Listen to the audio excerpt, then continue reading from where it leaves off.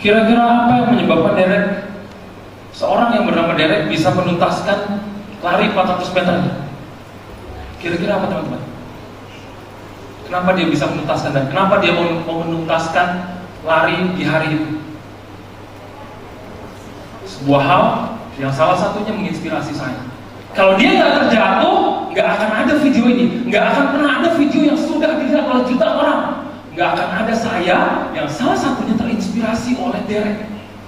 Dia punya visi, dia punya mimpi bahwa hari itu dia harus menuntaskan lari 400 meternya, apapun yang terjadi. Dan saya yakin teman-teman hadir ke sini pasti punya sebuah mimpi.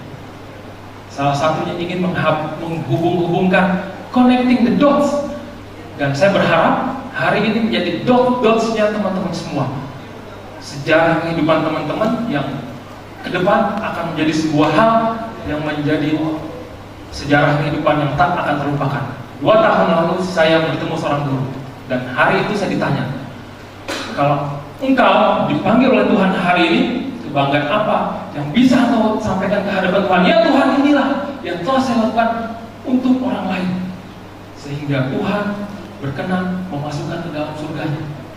Saya nggak bisa ngomong, walaupun masuk surga karena rahmatnya. Hari itu 2 tahun lalu saya nggak bisa berbicara, karena bagi saya menjalani kehidupan sekedar tidak menyakiti orang lain, berbuat baik secukupnya. Tapi kemudian dia bilang, sebaik-baik manusia adalah paling besar manfaatnya untuk orang lain. Kapan kamu mengaplikasikan 2 kata yang bernama terima kasih? Apa yang kamu terima, kamu kasihkan kembali. Coba kita bernapas, kita tarik. Kita cuma nerima, bisa nggak kita keluarkan? Nggak akan bisa. Begitu juga kita cuma keluarin, nggak terima, nggak akan bisa. 2 kata yang bernama terima kasih. Kapan kamu mengaplikasikannya? Berapa banyak kamu ketemu guru? Guru formal, luar biasa, dari TK sampai S2. Berapa banyak kamu ketemu guru informal? Di bandara, di halte, di jalan, orang-orang baru ketika kamu mengaudit, luar biasa jumlahnya. Dan sekarang pertanyaannya, kapan kamu mengembalikan apa yang sudah kamu terima?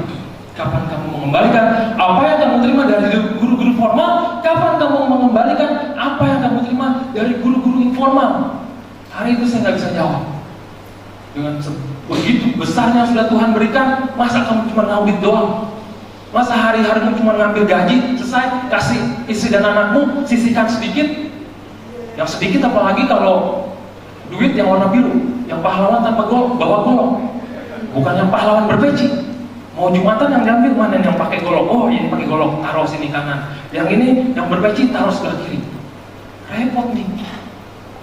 Padahal Tuhan aja tidak pernah menunda-nunda apa yang dikasih. Kadang-kadang kitanya yang kurang sabar. Dan hari ini mudah-mudahan kita bisa merevolusi. Kalau hidup aja harus didesain, apalagi hanya sekedar presentasi. Nanti teman-teman di S2 presentasi, gampang. Kalau hidup didesain, apalagi presentasi, pasti mudah. Ya Bu Erni ya, nanti Bu Erni minta presentasi, luar biasa, mudah-mudahan presentasi teman-teman akan jauh lebih hebat dari hari ini. Kasih aplaus dong buat teman-teman semua. Langkahnya cuma 3. Untuk punya presentasi yang powerful, langkahnya cuma 3. Dan ini saya jadikan hanya untuk seminar materi yang saya bawa selama 2 hari. Jadi saya membawakan materinya 2 hari untuk workshop, dan hari ini saya berikan seminar untuk teman-teman. Mudah-mudahan apa yang saya pahami bisa menjadi manfaat buat teman-teman semua. Saya kalau ibaratnya sebuah gedung itu punya fondasinya. Materi saya, setiap orang pasti punya fondasi. Bu Erni ngajar pasti punya fondasi. Teman-teman ngajar, sahabat saya Mas Wadi ngajar pasti punya fondasinya. Ketika saya membawakan materi tentang mendesain suatu presentasi, design today for the unforgettable tomorrow, saya punya fondasinya. Saya punya semen, saya punya pasir, saya punya airnya. Yaitu ini, tetapkan tema, buat sketsa dan desain slide. Tapi karena waktu terbatas, saya nggak akan mungkin membahas semuanya. Saya hanya akan membahas bagian ketiga, dan itu yang paling penting, mendesain slide. Dan ini yang bisa dioptimalisasi. Apa sih desain slide yang dioptimalisasi? Apa sih kira-kira ini? Yang pertama adalah image, kemudian yang kedua adalah font, dan yang ketiga warna. Cuma 3 hal untuk mengoptimalisasi presentasi teman-teman semua. 2018 12 akhir presentasi saya jauh lebih buruk. Dan saya yakin teman-teman semua pasti sudah nggak gaptek seperti saya. Awal 2013 saya masih gaptek. Dan kalau seorang yang awal 2013 masih gaptek PowerPoint dan hari ini bisa menjadi seorang slide designer, apalagi teman-teman semua yang gapteknya mungkin nggak segaptek saya, yang gapteknya mungkin dalaman saya. Kalau saya bisa, teman-teman semua pasti bisa. Kalau saya bisa berubah, teman-teman semua pasti bisa berubah. Image yang pertama, ukuran slide. Anda pernah buka presentasi PowerPoint, biasanya ukurannya diatur atau ikut default. Ikut default, kebanyakan kita hanya ikut default, nggak tahu, oh ternyata slide presentasi ada pilihannya. Saya tuh bang, pokoknya blank PowerPoint pakai, ternyata salah tuh, bukan salah, tapi belum silaturahim sama PowerPoint. Silaturahim dulu. Kadang-kadang kalau kita presentasi nih, lagi mau dihilangin warna sinarnya, kita nyari kertas ukuran kartu pos, tutup di depan proyektornya. PowerPoint sudah canggih, komputernya nggak kalah canggih, masa proyektornya harus ditutupin pakai kertas untuk menghilangkan sinar? Padahal kalau kita mau, kita bisa mengoptimalkan tombol B dengan tombol W. B itu berarti black, W itu berarti white. Kalau lagi on screen seperti ini, saya pencet huruf W, dia akan putih. Dan kalau lagi presentasi seperti ini, saya pencet huruf B, dia akan hitam. Gak perlu kertas, cuman silaturahim dulu sama PowerPoint. Ada yang pernah dengar sebelumnya B sama W ternyata berguna? Mudah-mudahan bermanfaat buat teman-teman. Jadi nanti gak perlu dideketin. Nah, di kertas tutupin. PowerPoint udah canggih kok, komputernya udah canggih. Komputernya memang komputer baru, masa masih perlu kertas? Jadi ukuran slide, ini yang favorit saya kalau berbagi melalui quote. Tadi one day one quote itu bukan buku, tapi adalah ketika di hari kedua Lebaran tahun 2014 saya bertanya kepada Tuhan, ya Tuhan, apa lagi yang bisa saya lakukan? Buku lagi nunggu terbit, terus saya harus ngapain? Dengan semua yang sudah saya dapatkan, saya harus ngapain ya Allah? Saya harus ngapain ya Tuhan? Di hari kedua Lebaran tahun 2014 tiba-tiba ting muncul one day one quote. Dalam hati saya kok tiba-tiba saya ingat one day one quote.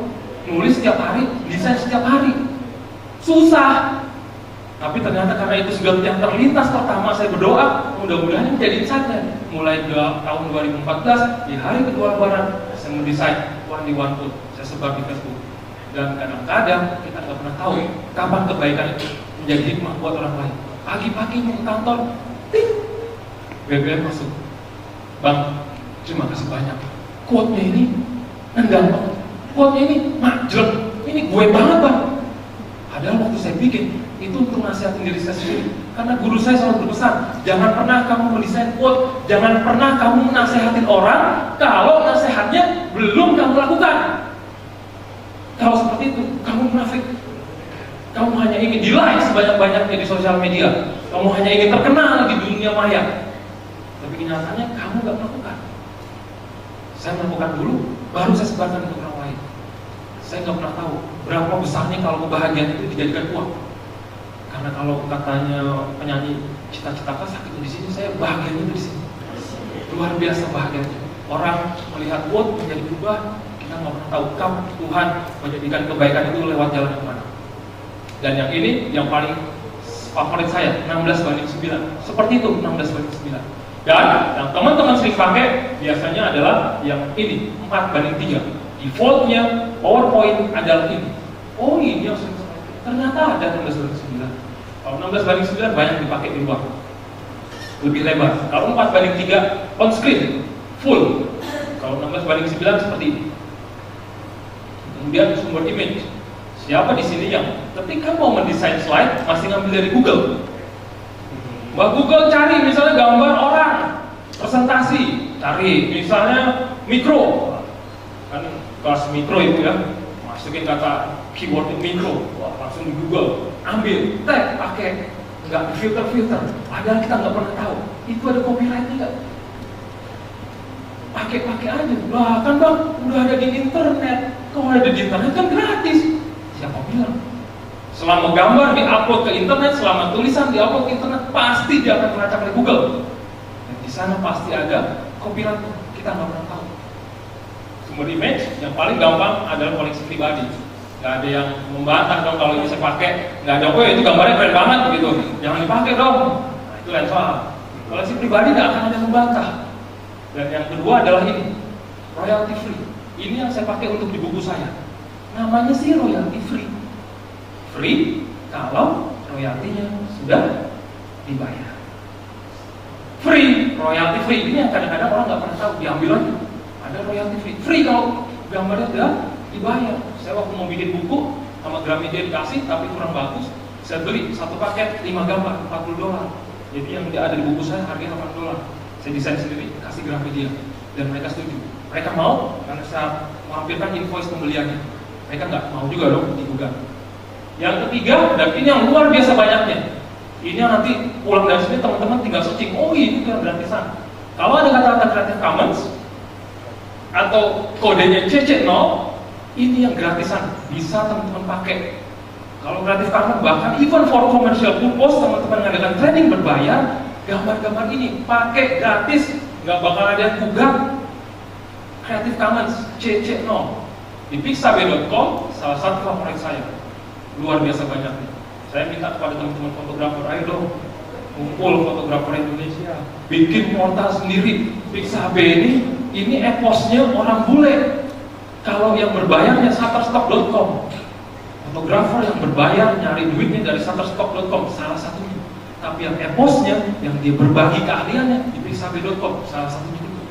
Saya pernah minta teman-teman, akhirnya ketemu seorang fotografer, dikasih tahu ada, namanya nggak bisa saya sebutin, karena ketika saya buka luar biasa, saya nggak boleh menggunakan gambar-gambar dari portal sana, karena gambarnya tidak ada yang pakai baju, bahkan lupa bajunya taruh di mana gitu, seakan-akan ya dijadikan model, dijadikan talent, difoto, nanti ada yang juaranya dan itu dimasukkan, diposting di webnya dan itu dikasih ke saya. Waduh luar biasa kalau gambar seperti ini, saya ambil nih, pulang semua atau jangan-jangan pada betah di ininya di kelasnya, nggak bisa nih.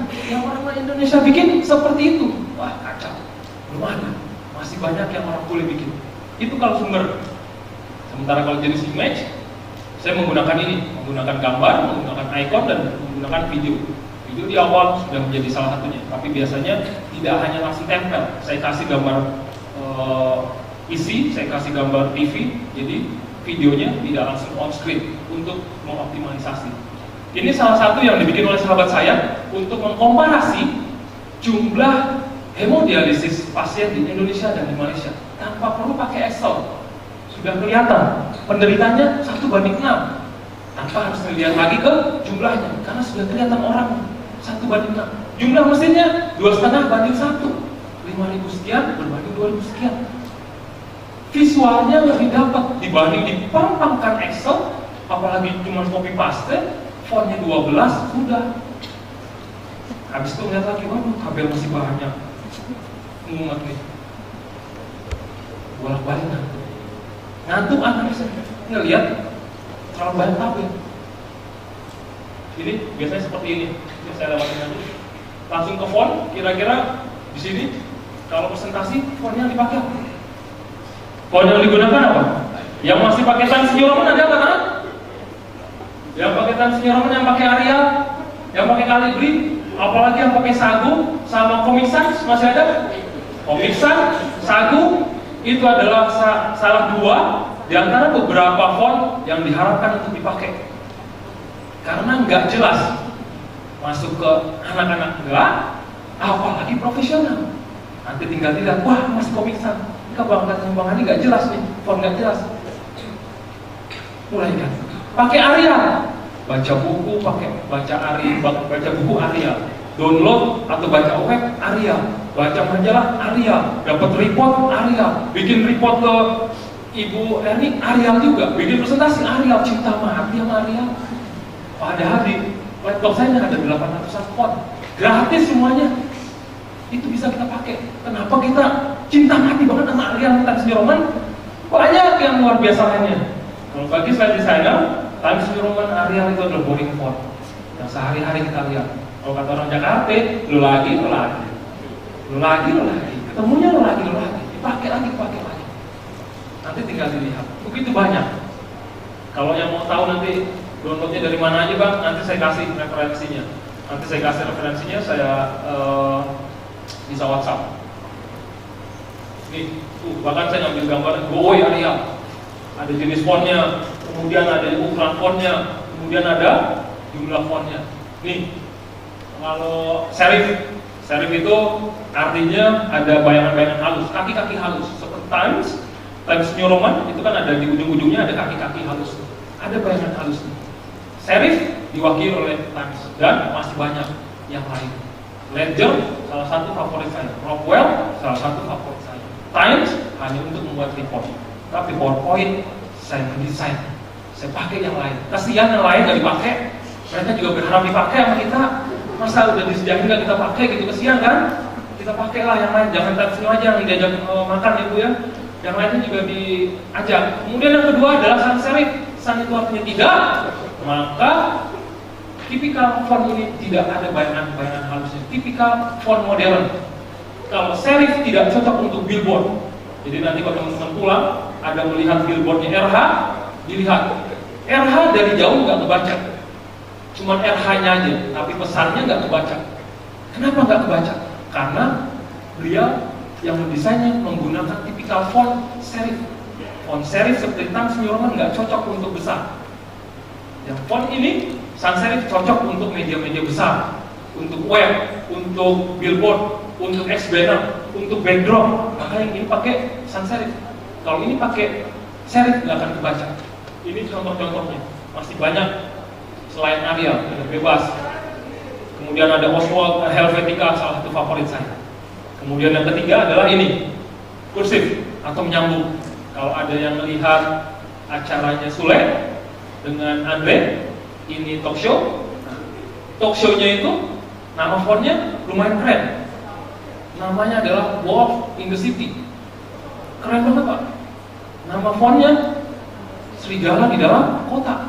Wolf in the City nama ininya, nama fontnya. Kan kita nggak pernah dengar ini. Font apa nih Wolf in the City? Jangan gambar apa itu yang di program ini Sule ini talk show. Tulisan talk show-nya pakai font Wolf in the City. Itu kalau untuk huruf. Kemudian berapa jumlah huruf? Ini jenis fontnya sekarang ukurannya. Berapa sih ukuran yang dipakai? Kalau Steve Jobs paling sering pakai 30. Kalau Gary Kawasaki bilang orang tertua di ruangan dibagi 2, itu font yang bisa kamu pakai. 50 tahun dibagi 2, 25, itu yang bisa kamu pakai. Tapi semua tetap dilihat dengan kapasitas ruang. Seperti ruang seperti ini, nggak akan mungkin font 25 kelihatan dari yang belakang. Kalau layarnya kecil, kalau layar besar bisa.